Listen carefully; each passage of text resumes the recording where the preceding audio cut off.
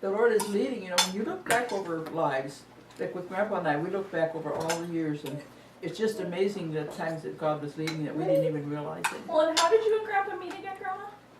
Well, just at a mining camp where, during World War II, where Grandpa was working as a tool room clerk to check the tools out for all the men, and I was working in the coffee shop. And the fountain, soda fountain. You know, the first time we met, I was down there at, down that shop way down below. We met somewhere else before? Well, no, I don't think so. I think what he's just telling you is that he was stalking you before you met him. He would come in, there was like the coffee shop was, everything was kind of crude because it's a you mining don't camp. remember where I lived down there in that in that little. You were living in Tent City, I thought, didn't you? There's a community down where I was working for Womack when I first went Yeah. up there. Gilford. Yeah.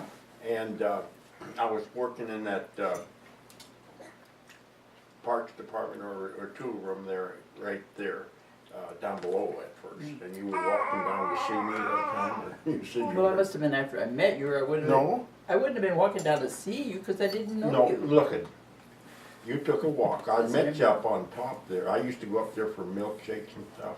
He ate lunch in there every And day. yeah, And that, like the lunch counter was a long counter like this, and then the fountain counter went around out like this, but it was up high. Mm-hmm. They just stood at the fountain and ordered milkshakes and stuff, cokes and stuff. So he'd come into the fountain, and I'd be over in the coffee shop waiting on customers, and I'd look over and see him, and he was watching me.